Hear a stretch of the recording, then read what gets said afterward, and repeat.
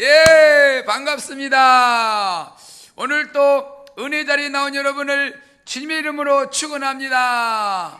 당신은 멋쟁이, 당신은 복받을 사람, 당신은 하나님이 그저 보기 아까운 귀한 사람, 당신은 보물, 쓰레기 고물이 아니라 보물. 예. 웃음은 우리가 웃는 거는 평생 동안 먹는 약이에요. 그렇죠? 사랑은 상비약이며 이 수시로 들이마시는 산소입니다. 믿음 안에서 사랑하며 많이 웃으시기를 바랍니다. 예. 우리가 웃는 것은 평생 동안 먹는 상비약이에요.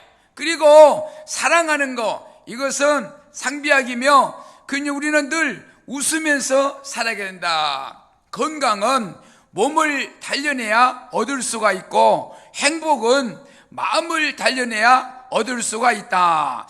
웃을 때에 이 모든 것들이 다 이루어질 수가 있다라는 거예요. 예, 오늘 또 제가 웃음의 글을 가졌어요. 웃음의 보따리를 활짝 여시고 근심 걱정을 싹 내려놓으시고 깔깔깔 웃을 때에 여러분의 우울증이나 불면증이 다 치료받으시기를 바랍니다. 예, 우리가 사랑하는 사람을 어떻게 표현할까? 당신과 나 사이는 라면 먹을 때 김치가 없는 것과 같아. 그렇죠. 라면 먹을 때 김치 없으면 맛이 없어. 근데 김치 한 젓갈 딱 올리면은 그 맛은 감칠나는데 너무 맛있어. 당신과 나 사이가 그런 사이가 된다. 우리가 당신과 나 사이는 어떤 사이냐? 계란을 먹을 때 뭐가 없으면 못 먹어? 소금 없이 계란 먹어봐. 맛이 없어. 소금과 같은 존재야.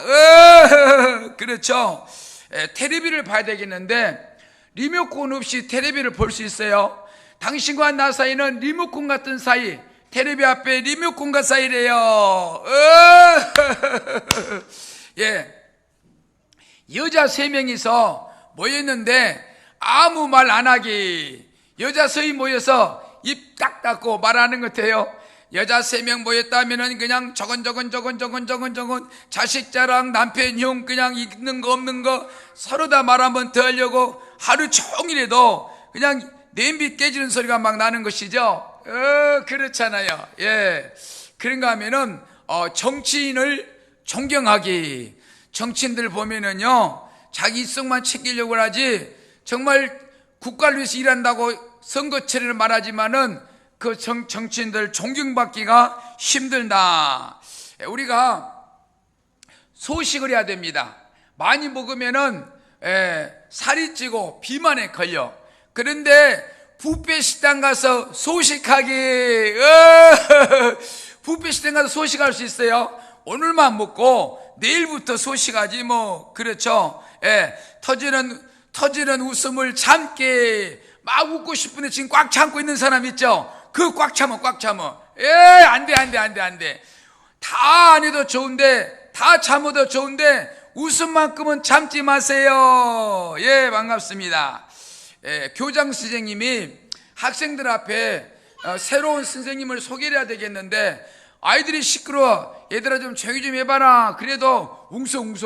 야, 저 선생님 이쁘대. 저 선생님 나이가 많대. 저 선생님 우리 아빠보다 더 나이가 많대. 이러면서 막 웅성 질성 안 잡혀. 그러니까 교장 선생님이 이 아이들을 말을 채우기 위해서 뭔가 꾀를 냈어. 여러분, 오늘 오신 선생님은 왼팔이 하나밖에 없습니다. 그러니까 조용해지는 게라. 그래서 또 한 말씀이 오른팔도 하나밖에 없습니다. 아니, 왼팔이 하나밖에 없지 2개의 리가 있는가? 순간적으로 들으니까 왼팔이 하나밖에 없어? 깜짝 놀래가지고 조용히 할 수 있도록 했다는 것이죠. 대학교 4학년짜리가 매일매일 술만 먹고 다녀.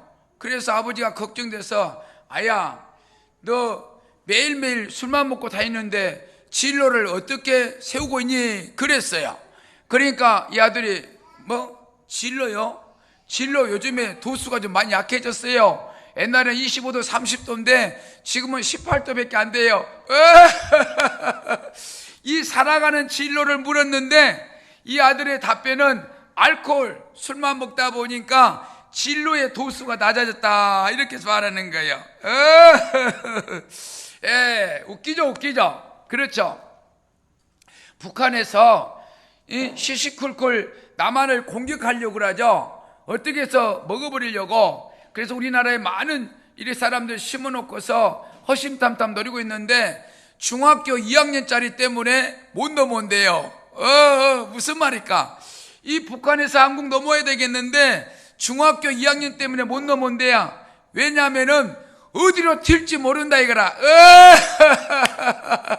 예, 오늘 또 대박 웃으면서 나가기를 바랍니다.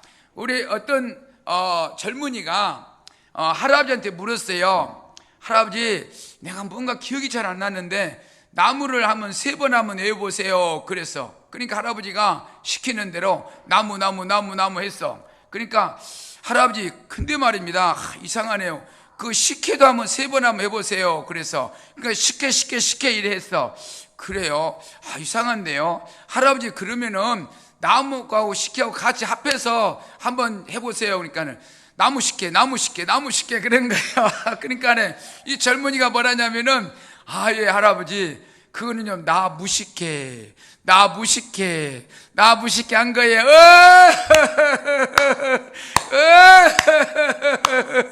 예, 웃긴다, 웃겨. 예, 오늘은 하나님 말씀을 시편 23편 6절을 하겠습니다. 시편 하면은 다윗이 150편 중에 78편을 기록해서 절반을 기록했다 그래요.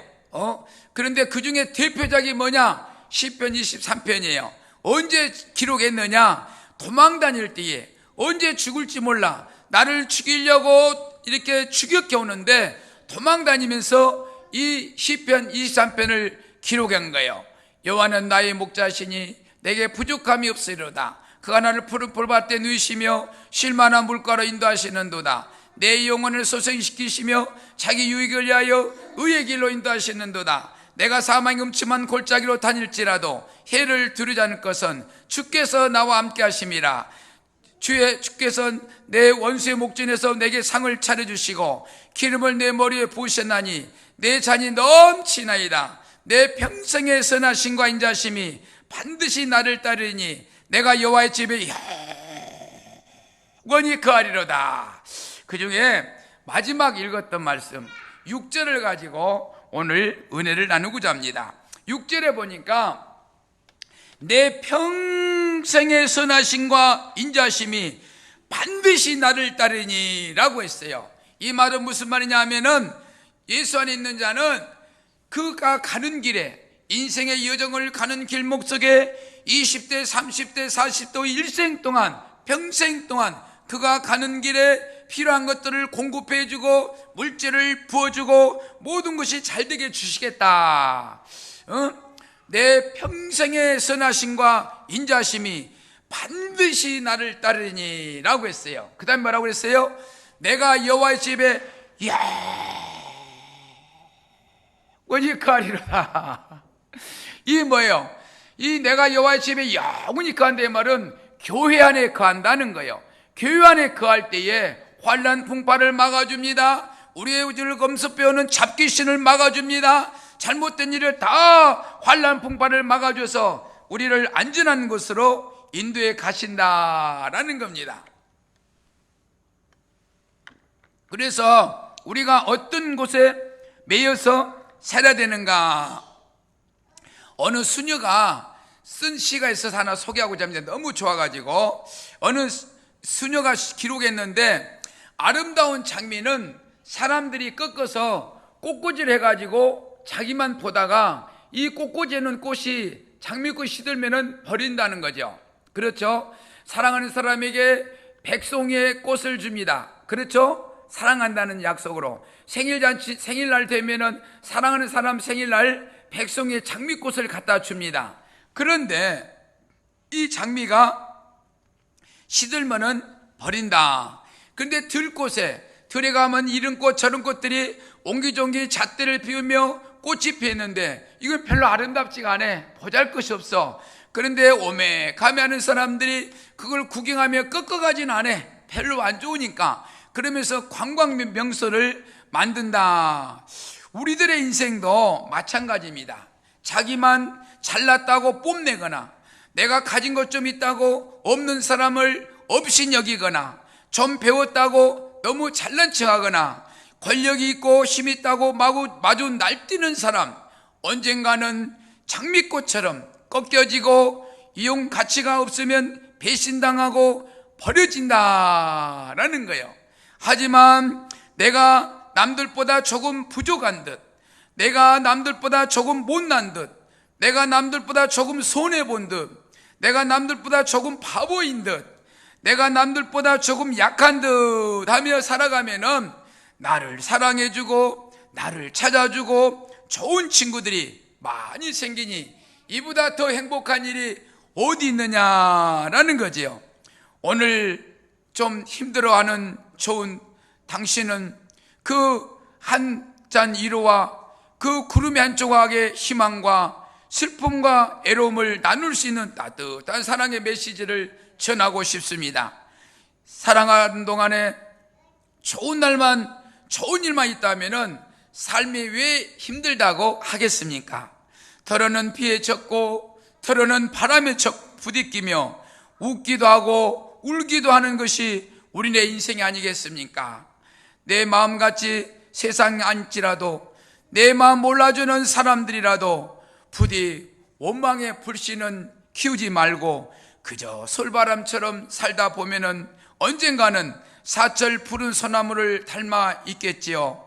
오늘 힘들어하는 당신 잘 사귀면 바람도 친구가 됩니다. 인내와 손을 잡으면 고난도 연인이 됩니다 라는 시가 있어요. 제가 총각 때는 가을에 낙엽을 보면은 낙엽이 바람에 휙 썰리고 저리 썰리고 뽀석뽀석 밟고 다니고, 또 돌멩이했으면 이 사람이 톡잠 대굴대고 굴러가고 저 사람이 톡잠 이쪽으로 대굴대고 굴러오고, 이런 모습을 바라보면서 나의 인생 같았습니다. 그 총각 때 20대 때 10대 말기에 20대 초반에 정말 이리 부딪히고 저리 부딪힌 것이 내가 살고 있는 현실의 인생길이었던 것처럼 외로울 때가 있었어요. 그때 부르는 노래가 있죠. 오늘도 걷는다 맞는 정처 없는 이 발길, 오늘도 걷는다 마는 이런 노래가 한참 부를 때가 있었습니다. 그래요. 우리들이 가는 길에 좋은 일만 있다면은 어찌 그 인생이 힘들다고 하겠습니까? 세상엔 내 맘 같지 않아도 나를 몰라주더라도 부디 원망 말고 인내하며 살아갈 때에 그 사철 푸른 소나무처럼 그런 자리에 갈 수가 있다. 오늘 말씀해 보니까 내 평생의 선하심과 인자심이 반드시 나를 따르리니 미래의 삶을 보장한다는 거예요. 지켜준다는 것입니다.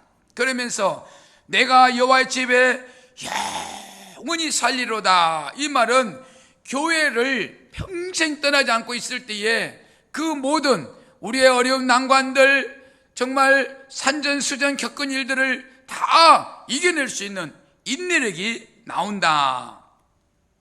미스터 트롯에서 보니까 미스터 트롯 탑6 거기 보면은 사랑의 콜센터라고 해서 장시간 동안 인기를 누비고 있어요. 그런데 그 집은 너무 좋은 집이에요. 무명 간수를 유명 간수로 키우는 자리가 그 자리예요. 가만히 보니까 옛날에 유명해졌던 나이 드신 분들도 그 무대 한번 서는 것을 소원처럼 여길 정도로 아주 사랑의 콜센터가 오늘 너무너무 좋은 집입니다.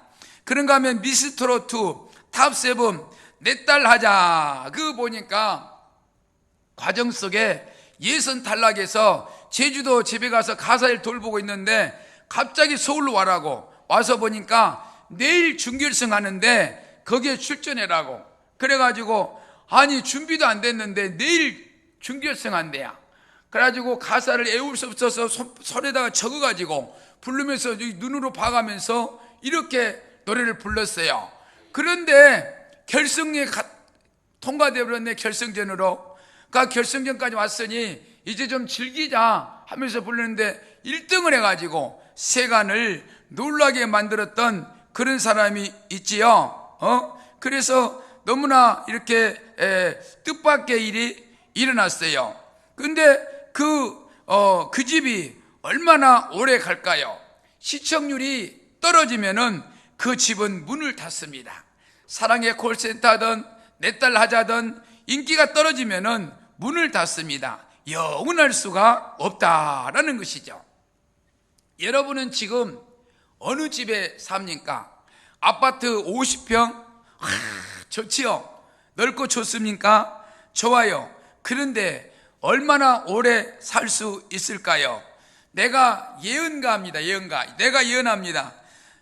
그 집에 100년 안에 없습니다. 그렇죠? 저와 여러분은 100년 안에 이 땅에 없는 거예요. 이 옷을 다 벗고 이 땅에 없는 거예요. 아무도 없습니다. 그렇잖아요. 다 내려놓아야 됩니다. 내가 가진 거 다 내려놓아야 되는 것입니다.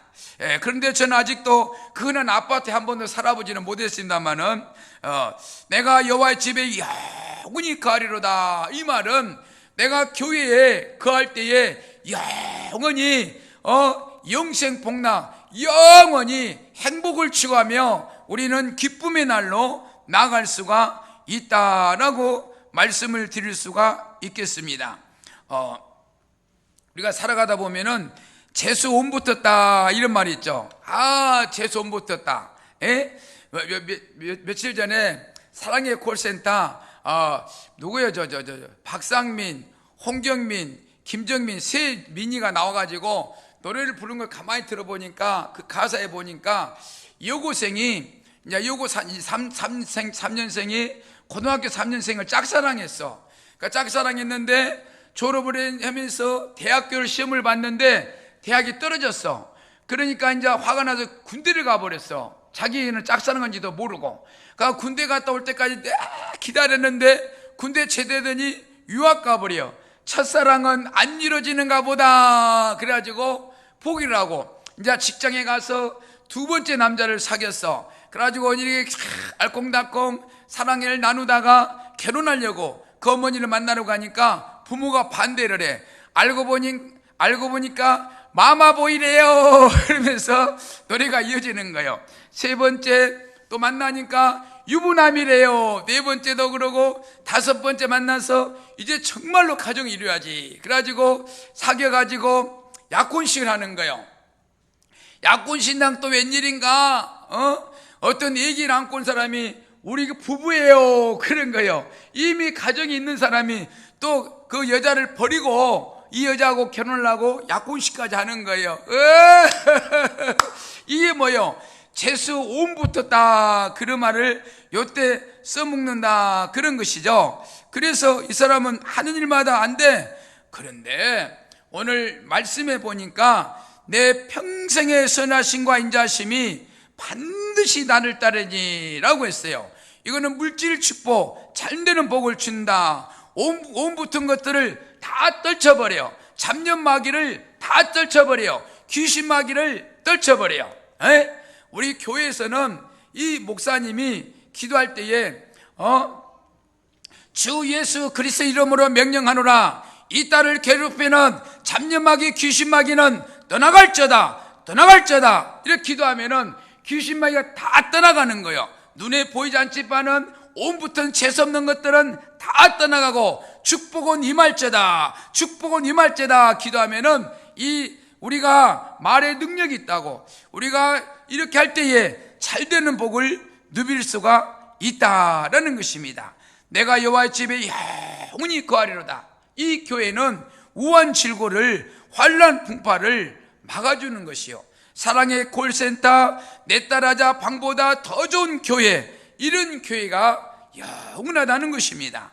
내 마음 같지 않은 세상이라도, 내 마음 같지 않은 사람들이라도 부디 원망 키우지 말고 그저 솔바람처럼 살다 보면은 언젠가는 사철 푸른 소나무를 닮은 것처럼 오늘 힘들어하는 당신 잘 참으면 바람도 친구가 됩니다.